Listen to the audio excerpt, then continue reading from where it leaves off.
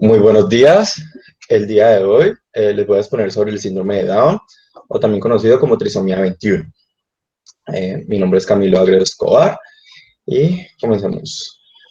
Voy a tocar 8 aspectos importantes. El primero va a ser la definición. Segundo, su historia, de dónde nace el abordaje de este síndrome. Tercero, su epidemiología. Cuarto, su etiología, que va a provenir de 3 etiologías diferentes. Se reconocen 3 síndromes de Down diferentes entre sí. Sus manifestaciones clínicas, su diagnóstico médico, su tratamiento y su pronóstico. Empecemos por definir de que toda célula somática va a contener 46 cromosomas, es decir, va a ser una célula diploide 2N. Y por otro lado, vamos a encontrar que la célula de un gameto normal va a contener 23 cromosomas, es decir, haploide N. A este conjunto se va a llamar células haploides, es decir, que va a ser células con un múltiplo de 23. Entonces aquí estamos viendo haploide 23 cromosomas y 46 cromosomas diploides, que va a ser múltiplo de 23. Igual que las células poliploides, que pueden ser triploides o tetraploides. Por otro lado, tenemos las células aneuploides, que va a ser cualquier célula que me va a indicar un número de cromosomas que no sea de tipo euploide, es decir, que cuyo número de cromosomas no es un múltiplo exacto de 23. Entre ellos encontramos lo que es la monosomía y la trisomía. La monosomía va a ser donde el paciente encuentre con 45 cromosomas, es decir, un cromosoma menos, y trisomía con 47 cromosomas, es decir, con un cromosoma más. Entonces encontramos la definición de una aneuploidía autosómica, como les acabo de decir, que es la célula que contiene cromosomas individuales, ya sea ausentes, monosomías o adicionales, trisomías. El síndrome de Down, también conocido como trisomía 21, va a ser uno de los trastornos de tipo cromosómico más frecuente y más conocido. Y va a ser el principal causante de tipo genético en el retraso mental moderado. Su historia va a ser descrito clínicamente por Landon Down en 1866. Solo va a una diferenciación de tipo fenotípica, clasificando o dando por hecho aspectos físicos de los pacientes con síndrome de Down.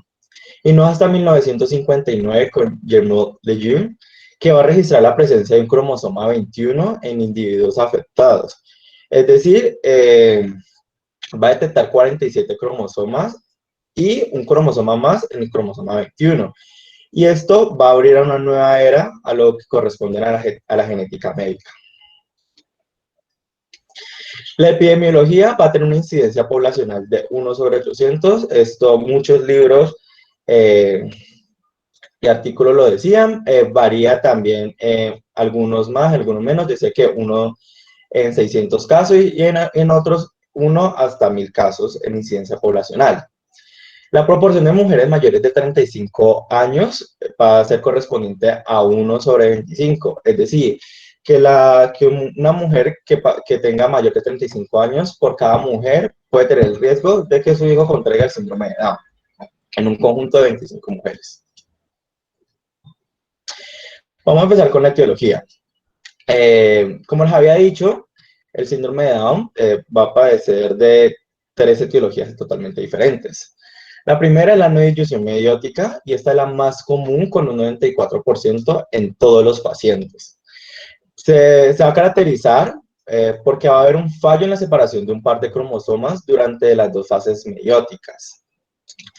Esto se refiere a que no hay una separación de los cromosomas bivalentes en la fase de la meiosis 1, como podemos ver acá. No va a haber una disyunción y va a haber de 2 tipos. Una disyunción no meiótica en la meiosis 1 y una no disyunción en la meiosis 2. La más común es en la meiosis 1, en la cual, como les había dicho, no va a haber una separación de par de cromosomas. Entonces aquí lo podemos ver en esta imagen que va a ser la correspondiente a la meiosis 1. Que como resultado vamos a tener dos gametos de tipo disómicos y dos gametos de tipo nulisómicos. Y por otro lado tenemos la meiosis 2, en la cual no hay una separación de las cromátides hermanas. Y vamos a encontrar como resultado un gameto disómico, un gameto nulisómico y dos gametos normales monosómicos. Hay que tener en cuenta que los gametos disómicos, como se van a juntar con otro gameto monosómico, van a ser los causantes de las trisomías. Y por otro lado, los nulisómicos, como se van a juntar con otro gameto monosómico, van a ser los causantes de las monosomías. Por eso hay mayor prevalencia en la disyunción no meiótica, en la no disyunción meiótica, en la meiosis 1, porque hay más probabilidad de contraer síndrome de Down debido a que ya hay dos gametos que son de tipo disómicos, a comparación de la no disyunción en la meiosis, en las cuales solo encontramos un gameto de tipo disómico y un gameto nulisómico y dos monosómicos totalmente normales. Vamos a encontrar también otro tipo que va a ser de translocación robertsoniana.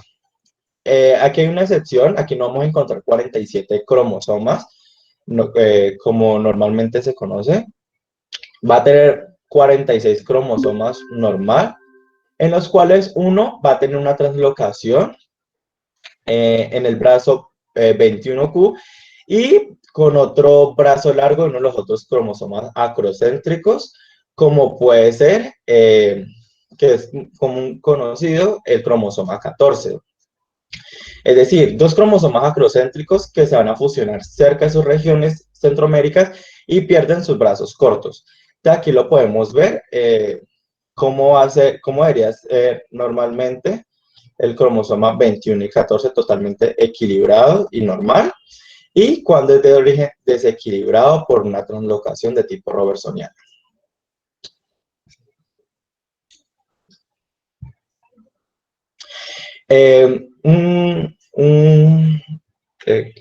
¿Cómo les digo?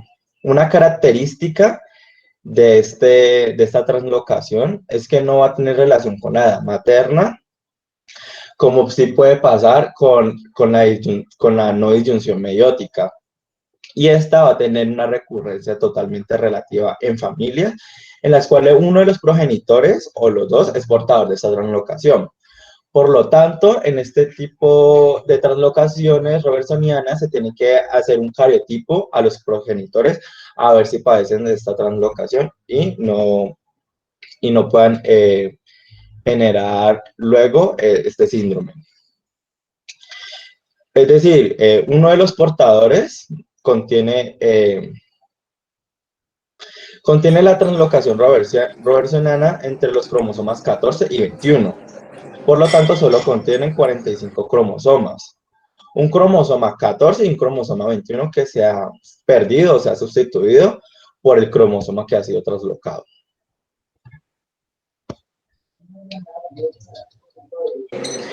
Camilo, ¿sabes el riesgo de recurrencia de la trisomía 21 libre y de la trisomía 21 por translocación? Pues lo que había encontrado era que el 94% de los pacientes tenía una prevalencia de contraer la no disyunción meiótica y está relacionado con la edad materna. Y pues obviamente es el más frecuente porque tiene una alta tasa de prevalencia. Por otro lado, en la translocación robertsoniana solo hay un 4%, es decir, es muy pequeña la población en la cual se puede encontrar este defecto genético. Y por último, miren, está el esto es muy importante. La gente en general cree que trisomía 21 es una sola. Y ya nos está explicando bien Camilo, son tres. Él nos ha explicado dos, falta una que nos va a explicar ahora. La trisomía 21 libre, como bien lo dice, es la más frecuente. Casi el 95% de los niños con trisomía 21 tienen trisomía 21 libre por defecto en la notifunción.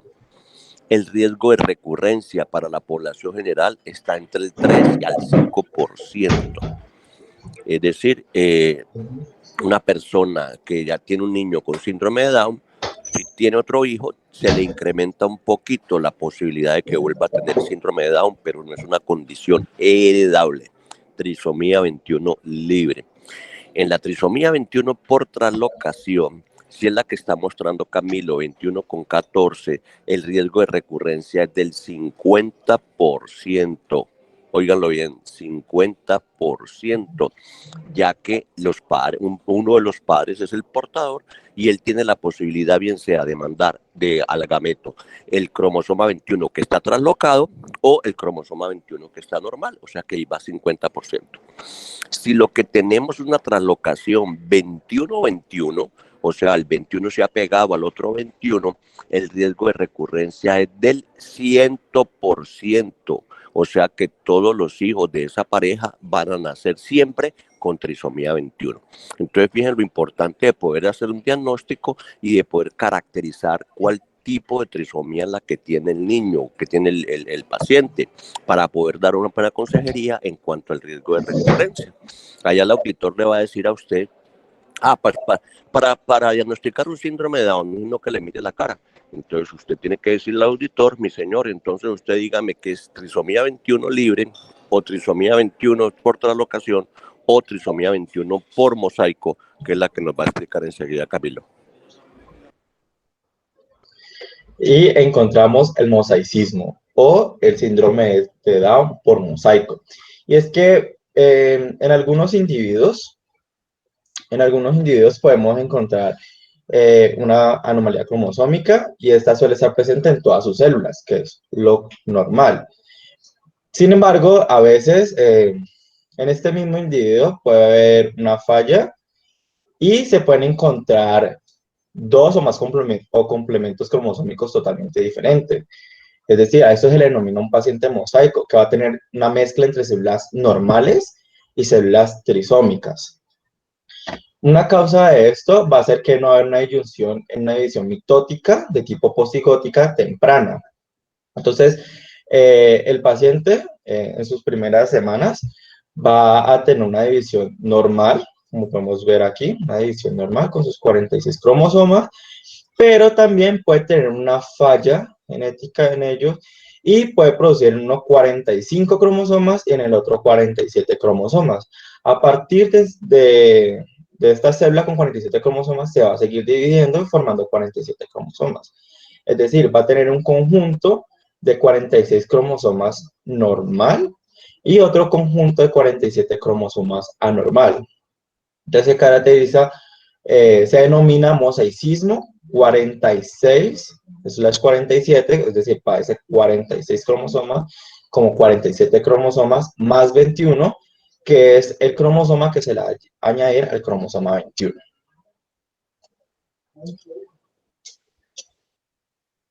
Vamos a encontrar las manifestaciones clínicas. Hay que tener en cuenta que en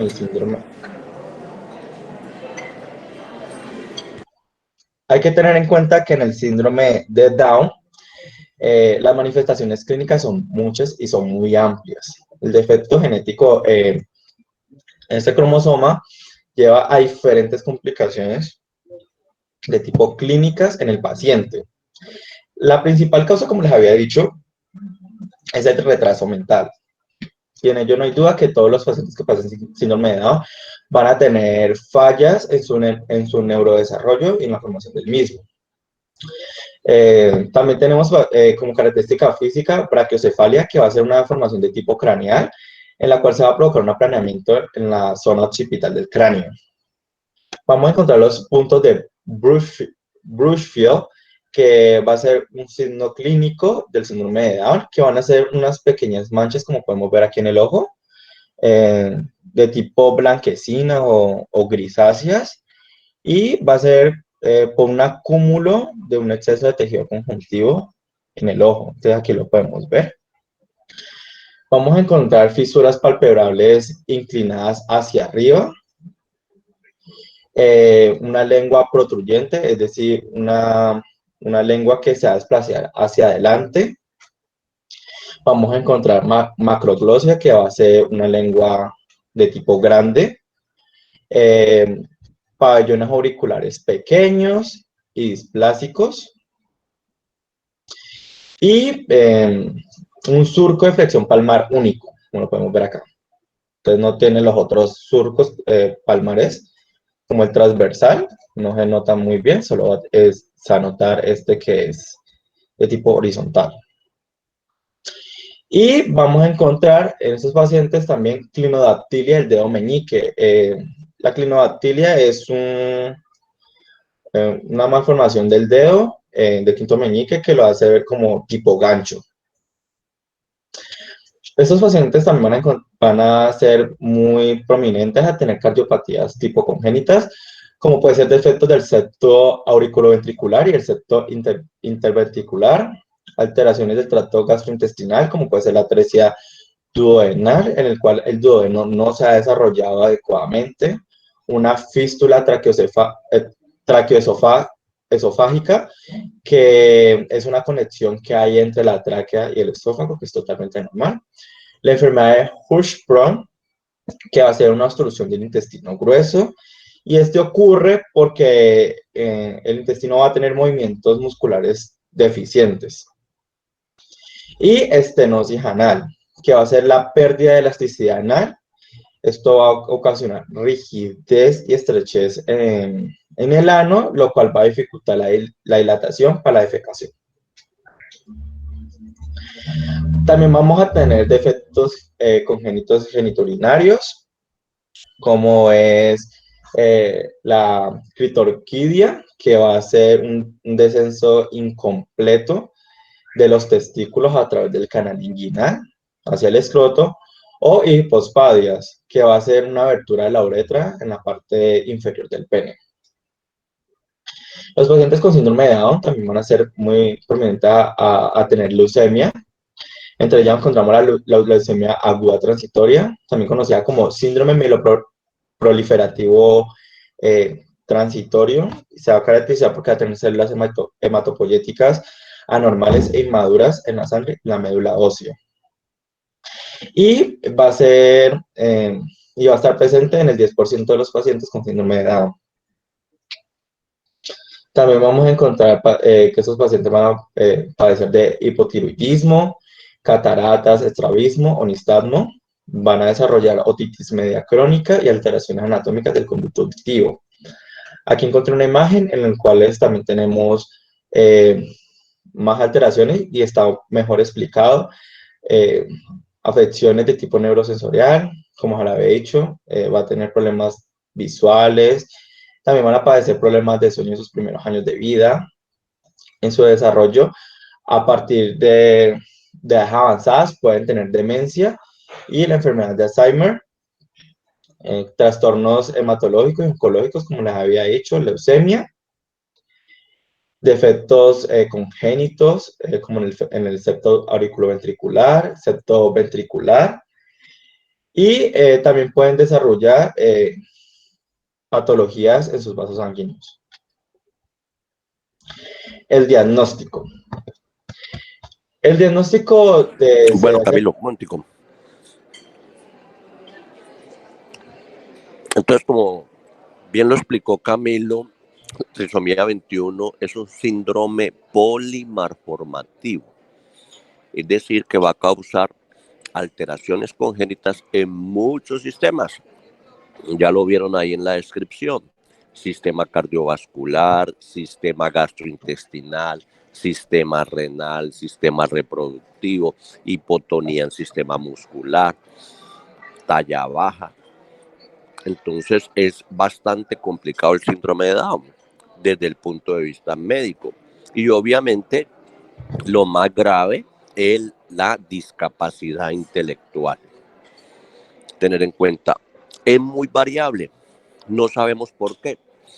Algunos presentan un cuadro mucho más grave, otros presentan un cuadro atenuado y no hemos podido explicar por qué, y no hemos podido explicar porque estoy seguro de que ustedes buscaron en la bibliografía Saptizábal, síndrome de Down, y se encontraron todos los artículos que hemos publicado en nuestro grupo respecto a la etiología y precisamente a por qué esa diferencia de manifestaciones cuando hemos estudiado los genes que están presentes en lo que se llama la región crítica del síndrome de Down, que es una región cromosómica precisamente en el brazo largo del cromosoma 21, donde se acumulan los principales genes causantes de todas estas malformaciones.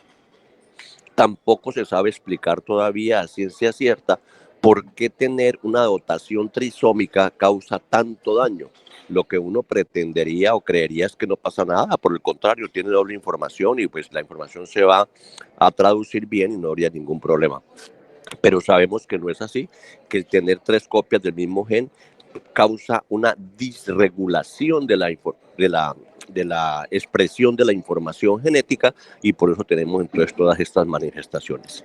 Estas manifestaciones las vamos a encontrar, como les dice, discriminadamente, pero se van a aparecer en el 95% de los casos que en síndrome de Down, o sea que en todas las trisomías 21 libres vamos a tener algunas de esas manifestaciones. Tener muy presente, ya nos explicó también, tenemos el síndrome de Down en mosaico, ya nos dijo su etiología, una no disyunción en la división mitótica embrionaria, ya aquí no es en la formación de los gametos, sino cuando están en las primeras fases de división celular en el embrión. Y allí la gravedad va a depender de 2 cosas. Primero, ¿qué tan temprano en la división embrionaria ocurre la no disyunción? Entre más temprano, más grave. Claro, porque mayor número de células serán trisómicas. Si lo hace más tarde, pues mayor número de células serán trisómicas. Y segundo, va a depender también de en qué tejido se da la no disyunción. Ustedes se acuerdan de embriología, vimos las capas embrionarias, y si pues lo que se está dañando son células del ectodermo que van a corresponder a epidermis, pues la gravedad del sistema nervioso no va a ser tanto. Y por eso ustedes pueden encontrar por ahí señores que dicen que están diagnosticados con trisomía 21 y que dan conferencias a través de todo el mundo de superación. Hay otro que estudia un doctorado en física ahí en la Universidad del Valle, pero estos son trisomía 21 en mosaico. Y esto hay que explicárselo muy bien al papá, porque el papá se mete en la cabeza que su niño tiene retardo mental de trisomía 21 porque no están haciendo bien la terapia, porque el niño no se esfuerza en la superación, y mentira, no es así, son 2 enfermedades completamente distintas. El trisomía 21 libre tiene todas sus células neuronales trisómicas, mientras que la trisomía 21 en mosaico puede que no tenga células neuronales trisómicas y por eso su cerebro funciona bien. Muy bien, Camilo, sigue. El diagnóstico. Vamos a tener un diagnóstico de tipo prenatal eh, por cariotipo en adenocitos fetales o biopsias en vellosidades coriónicas. Pero el más común y el que mejor da resultados va a ser por hibridación genómica comparativa, también denominada CHG. Y este va a ser un método de citogenética en el cual se va a analizar las variaciones en el número de copias en relación en el número de diploidías del ADN. Esto va a ser una muestra en comparación con una muestra de referencia sin la necesidad de realizar un cultivo celular. El objetivo de esta hibridación genómica comparativa es comparar de forma rápida y eficiente 2 muestras de ADN genómico derivados de organismos diferentes que a menudo se relacionan y se sospecha que tiene diferencias, ya sea en la ganancia o pérdida de cromosomas completos o de regiones subcromosomales. No entendí muy bien cómo se hacía la técnica, entonces por eso no la voy a explicar. Pero si no estoy mal, era que en una muestra se aplicaba una tinción de tipo roja, en la otra tinción de tipo verde, y con una tinción de flúor era que se hacía, pero no entendí muy bien cómo era el proceso para esta hibridación genómica comparativa. En otro caso también se hace el cariotipo en padres, como les había dicho, por translocación también se puede encontrar la trisomía 21, entonces también es muy importante hacer cariotipo en padres y en familiares. Y vamos a encontrar También un diagnóstico de tipo fenotípico. ¿Por qué? Porque hay pacientes con síndrome de Down que no tienen características físicas totalmente completas para diagnosticarlo por, por fenotipo. Entonces se utiliza el criterio de Hall y se utiliza en frecuencia en recién nacidos con trisomía 21. Entonces tiene que tener ciertas características como el perfil facial plano, el reflejo de moro disminuido, hipotonía, hiperlasitud, piel redundante en nuca, fisuras palpebrales oblicuos hacia arriba, displasia de cadera, clinodactilia, pabellones auriculares displásicos y pliegue palmar transverso. El porcentaje de estas características es lo que me va a definir de forma fenotípica el diagnóstico por trisomía 21 o síndrome de Down. El tratamiento. El tratamiento va a ser muy variado. Al principio hay que tener una valoración en cardiología, ¿ya? Se hace ecocardiograma para ver si poseen las malformaciones en los septos y cirugía por si también tiene otro defecto cardiológico que pueda ser corregido a edades tempranas. Un tamizaje neonatal para descartar el hipotiroidismo congénito y si lo padece, poderlo tratar de forma temprana. Una biometría hemática.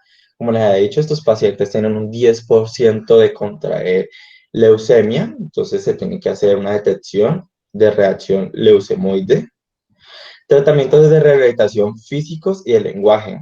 Los pacientes con síndrome de Down sufren de hipotonía, entonces por lo tanto necesitan una rehabilitación física y como tienen fallas en su neurodesarrollo, tienen que utilizar fisioterapia en el desarrollo del lenguaje, como lo podemos ver acá, que hacer rehabilitación en niños con síndrome de Down y es muy frecuente este tipo en diferentes fundaciones.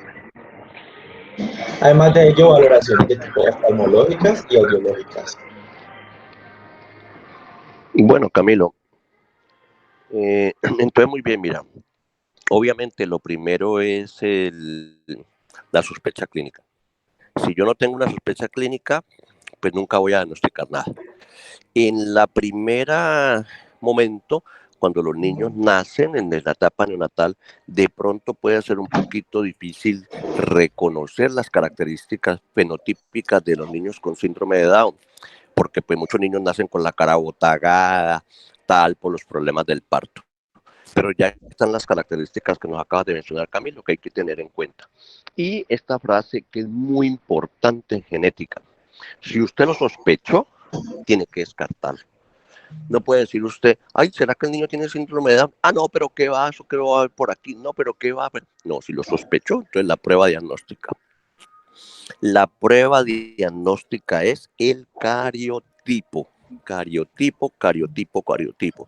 Con el cariotipo me doy cuenta yo si efectivamente tengo una trisomía 21 y cuál de los tres tipos de trisomía 21 tengo. Entonces, lo importante es eso, cariotipo. O sea que también con una frase de cajón, un cariotipo no se le niega a nadie, el cariotipo está contemplado en el plan de beneficios de los pacientes. Es una prueba relativamente rutinaria que se hace de forma rutinaria en algunos laboratorios, o sea que rápidamente puedo obtener ese diagnóstico. Entonces estamos hablando de la etapa neonatal.